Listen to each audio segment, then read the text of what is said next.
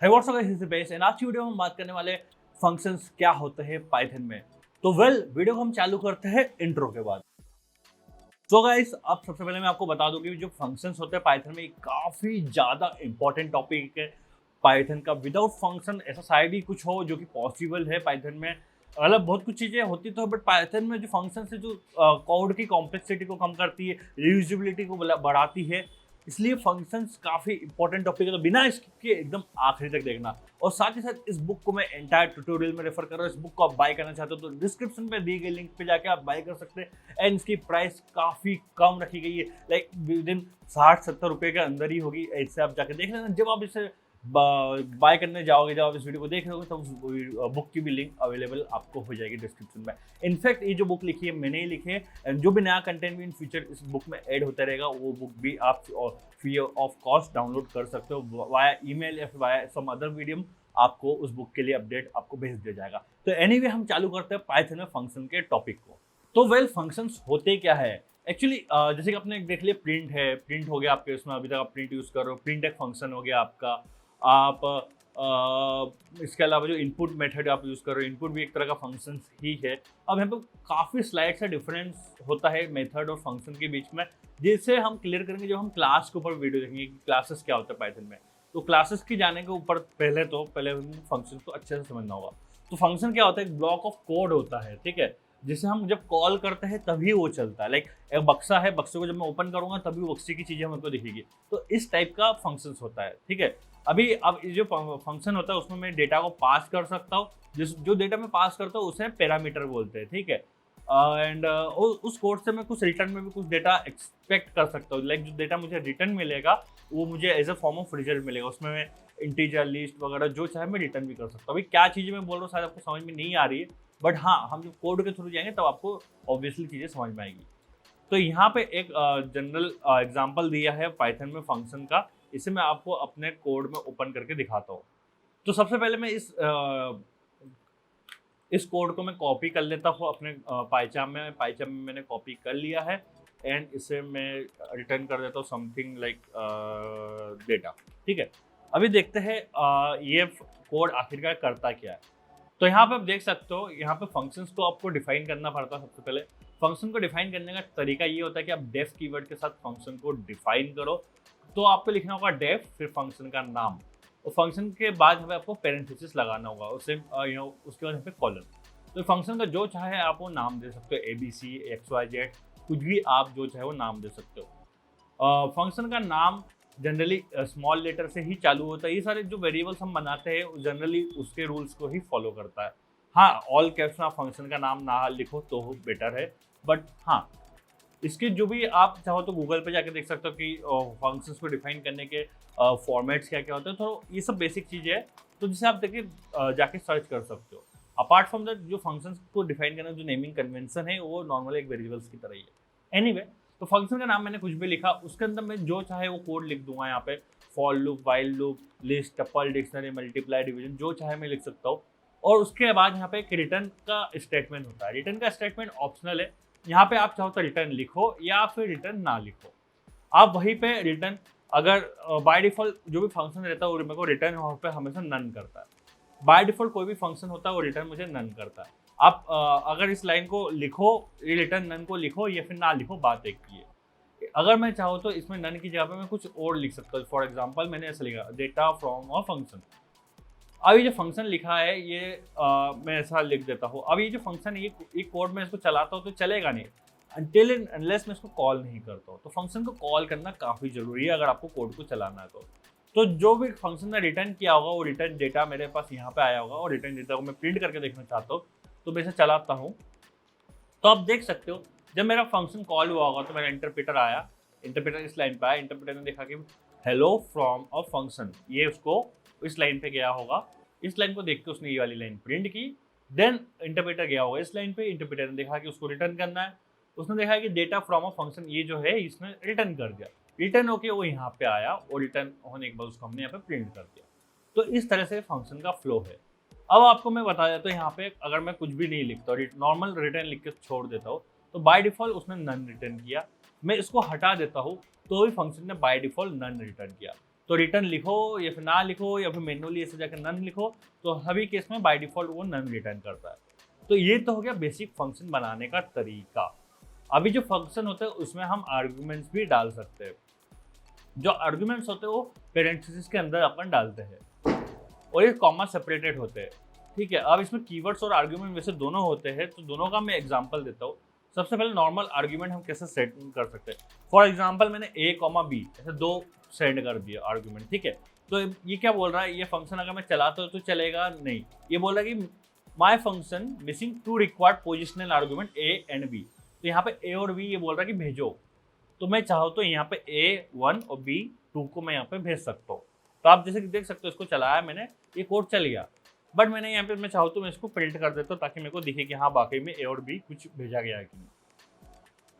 तो मैंने नीचे से जो a और b भेजा 1,2 ये यहाँ पे आ गए, तो इसको मैंने प्रिंट कर दिया 1,2, ठीक है। और अभी आप देख सकते हो कि जैसे कि पोजिशनल आर्ग्यूमेंट है, अब मतलब ये हमेशा रिक्वायर्ड है। और सपोज आपको इसकी कुछ डिफॉल्ट वैल्यू देनी है, आपने यहाँ पे डिफॉल्ट वैल्यू दे दी 3 और इसकी भी डिफॉल्ट वैल्यू दे दी 3, ठीक है। अब अगर मैं इसको कोड को चलाता हूँ तो ये हमेशा बाय डिफॉल्ट वैल्यू के साथ प्रिंट होगा। मैं चाहूँ तो हमेशा डिफॉल्ट वैल्यू को ओवरराइट कर सकता हूँ। फॉर एग्जाम्पल मैंने a की वैल्यू दे दी 4 और b की वैल्यू दे दी 5, तो ये ओवरराइट हो गया।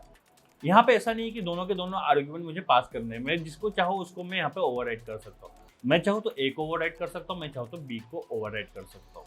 जिसको ओवरराइट करूंगा उसकी वैल्यू यहाँ पे चेंज हो जाएगी। तो ये तो हो गए मेरे पास आर्ग्यूमेंट्स, ठीक है। हम इसमें आर्ग्यूमेंट्स कैसे पास कर सकते हैं, अभी जब कीवर्ड आर्ग्यूमेंट आएगा तब भी हम इसके ऊपर और डिटेल में देखेंगे। तो एनीवे जो ये आर्ग्यूमेंट है आप कुछ इस तरह से भेज सकते हो। अपार्ट फ्रॉम दैट आपको अगर कंफ्यूजन होगा, आप चाहो तो यहाँ पे भी सेम नेम का वेरिएबल अगर ऐसा 1 डिफाइन कर लो, b = 2 डिफाइन कर लो और यहाँ से आप a, b को भेजो। इस कोड को अगर मैं चलाता हूँ अब, तो आप देख सकते हो कि ये कोड चलाने के बाद जो 1,2 था ये मैंने यहाँ से भेजा और ये यहाँ से चले गया, कोड यहाँ पे जाके प्रिंट हो गया। बट यहाँ पे आप देखोगे कि आप, इसका मतलब ये नहीं है कि आप जो वेरिएबल के नाम यहाँ पे डिफाइन करते हो वो वेरिएबल का नाम आप यहाँ पे डिफाइन नहीं कर सकते हो। बट एक हल्का सा एक वार्निंग देता है, दे रहा है कि shadow name a from outer scope, मतलब एक a नाम का वेरिएबल एक आउटर स्कोप में, जिसके बाहर के स्कोप में भी बना हुआ है। तो ये रिकमेंड यही करता है कि जो वेरिएबल आप बाहर यूज करो वो वाले सेम वेरिएबल को आप यहाँ पे यूज ना करो, ऐसा रिकमेंडेशन है इस पाइथन का। तो आप चाहो तो आप कुछ दूसरे नाम से वेरिएबल बना सकते हो या फिर कुछ दूसरे नाम से आप वेरिएबल बना सकते हो। ये कोड चलेगा, बट रिकमेंड आपको यही करता है पाइथन के अलग अलग नाम के वेरिएबल बनाओ, नहीं तो सेडो नेम वाला वार्निंग आपको देखने को मिलेगा। ठीक है, अभी आपने पाइथन को कॉल करना देख लिया, उसके आर्गुमेंट्स देख ली कैसे क्या भेज सकते हैं। अब जो नेक्स्ट चीज आती है हमारी पाइथन में, पैरामीटर्स क्या होते हैं और आर्गुमेंट्स क्या होते हैं। Parameter and argument are often use interchangeably. A parameter is a variable listed inside parentheses in a function definition, while argument is a value that is sent to the function when it is called. देखना अब जैसे कि इसको मैं थोड़ा साफ सफाई से लिख देता हूँ, ठीक है। 1,3 अभी पैरामीटर और आर्गुमेंट होते क्या है। वेल पैरामीटर और आर्गुमेंट बेसिकली ये होते हैं कि जो यहाँ पे मैंने लिखा है, ठीक है, ये मेरा क्या हो जाता है, ये पैरामीटर हो जाता है। जो मैं फंक्शन डिफाइन करते वक्त लिखता हूँ, जो वैल्यूज को पैरेंथेसिस के अंदर डालता हूँ, उसे हमें क्या कहता हूँ, पैरामीटर्स कहता हूँ। वही जो डेटा मैं यहाँ से भेजता हूँ उसको इसको बोलूँगा कि 1 और 3 मेरा आर्गुमेंट है, ठीक है, और यहाँ पे ए और बी मेरा क्या है, पैरेंथेसिस है। तो इस तरह से पैरामीटर और आर्गुमेंट को डिफाइन करते हैं। जब भी आप किसी से वर्बली बात करो, किसी कोडर से बात करो, तो उसको पैरामीटर और आर्गुमेंट में कंफ्यूज मत करना, तो कुछ इस तरह से बोलना। जब आप पैरामीटर की बात करोगे मतलब फंक्शन के अंदर जो वेरिएबल्स है उसकी बात करोगे, यहाँ पे जो आर्गुमेंट आप जो सेंड कर रहे हो, जो बाहर से सेंड कर रहे हो, वो आपके आर्गुमेंट होते हैं। तो ये क्वेश्चन काफी इंपॉर्टेंट है जो कि आपको एग्जाम्स वगैरह में पूछे जा सकते हैं, ठीक है। अब आप पूछोगे कि नंबर ऑफ आर्गुमेंट आप कितने पास कर सकते हो। वेल पाइथन में नंबर ऑफ आर्गुमेंट आप कितने भी पास कर सकते हो, जितने चाहे उतने पास कर लो यहाँ पे। बट लिमिटेशन ये है कि जितने आर्गुमेंट आप यहाँ पे लिखोगे, या तो आइदर उसकी डिफॉल्ट वैल्यू दे दो, या फिर इसको जितने भी आर्गुमेंट आपने ऐसे लिखे हैं उतने नंबर ऑफ आर्गुमेंट यहाँ पे पास होने चाहिए। नहीं पास करोगे तो वो एरर देगा, जो हमने अभी देखा था वीडियो में थोड़ी देर पहले। अब कुछ होता है आर्क्स और कॉक्स, ये ARGS एंड KWARGS क्या होता है इसे अभी हम देखते हैं। तो आप इस कोड को देख सकते हो।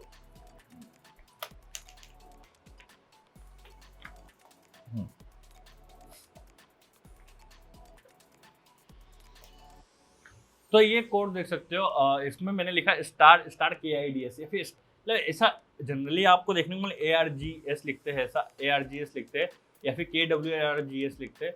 तो वेल यहाँ पे एक स्टार के साथ कुछ भी वेरिएबल बना सकते हो, फिर 2 स्टार के साथ कुछ भी वेरिएबल बना सकते हो। तो पहले हम एक स्टार वाला कंसेप्ट समझेंगे। तो यहाँ पे पहले एग्जांपल है स्टार KIDS, ठीक है। तो यहाँ वाला ये है, इसको बोलेंगे हम आर्ग्यूमेंट्स बोलेंगे। एक होते हैं कीवर्ड आर्ग्यूमेंट होते हैं, एक होते हैं आर्ग्यूमेंट्स होते हैं। दोनों को हम देखेंगे क्या होते हैं। तो हम पहले आर्ग्यूमेंट देखते हैं। आप जैसे कि यहाँ पे आपको पता नहीं बाहर से कितने कितने आप आर्ग्यूमेंट भेजना चाहते हो, आपको पता नहीं है। आप ऐसा फंक्शन लिख रहे हो कि आपको यहाँ पे पता नहीं कितने A, B, C कितने बनाना आपको पता नहीं है, ठीक है। आप क्या चाहोगे कि जितने बाहर से आए सबको ले लोगे। तो आप जब भी फंक्शन कॉल करोगे वहाँ पे आप जितने भी चाहो उतने आर्ग्यूमेंट भेज दो। उन सब आर्ग्यूमेंट को आपको किसी उन सभी आर्ग्यूमेंट को किसी पैरामीटर में स्टोर करना है। तो उसके लिए हम यूज करते हैं आर्ग्स और कॉर्क्स। तो स्टार एक बार स्टार लगाओगे तो उसको बोलेंगे आर्ग्यूमेंट्स। तो जितने भी यहाँ पे आर्ग्यूमेंट्स आ रहे हैं वो सारे इसमें स्टोर होंगे, जो कि आप कुछ इस तरह से वो यूज कर पाओगे। इसको अगर मैं देखूँ प्रिंट करते हैं हम इसका टाइप ऑफ किड्स। जो भी मेरे पास KIDS आ रहा है उसको मैं टाइप आपको प्रिंट करके दिखाता हूँ।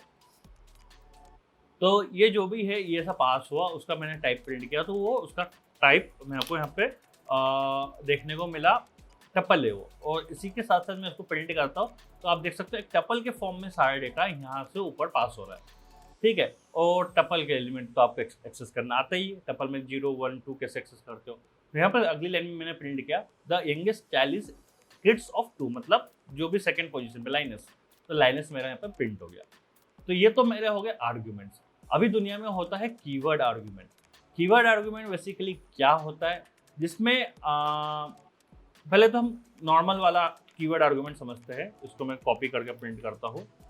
तो आप यहाँ पे देख सकते हो, यहाँ पे एक फंक्शन मैंने बनाया है जिसमें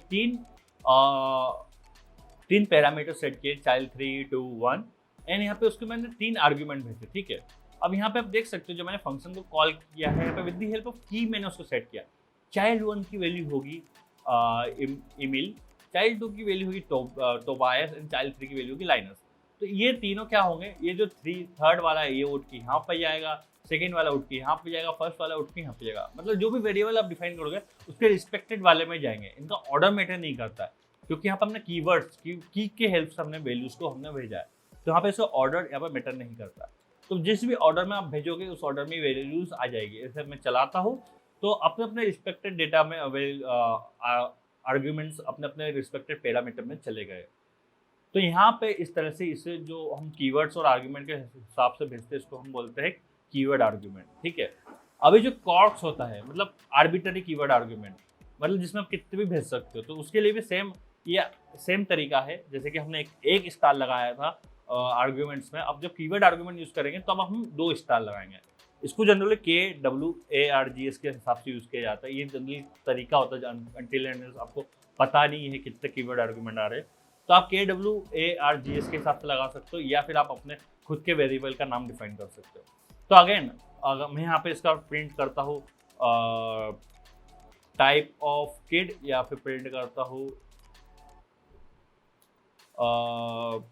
किड को, तो हम इसका टाइप भी देख लेते हैं और इसका वो भी देख लेते हैं डेटा कैसे दिखता है।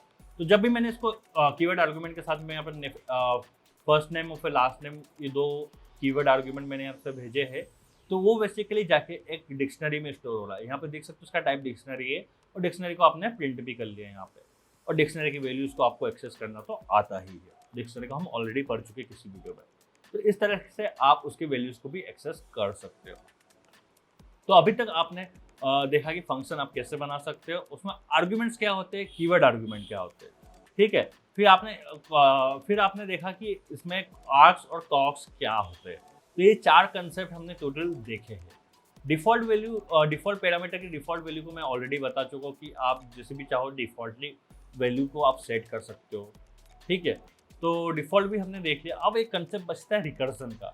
रिकर्जन और लेमडा का, ये दो कंसेप्ट काफ़ी इंपॉर्टेंट होते हैं जो कि आपको एनीवे किसी भी प्रोग्रामिंग इंटरव्यूज वगैरह में आपको पूछे जाएंगे। तो रिकर्जन को काफ़ी ध्यान से अभी हम देखेंगे अगले वीडियो में।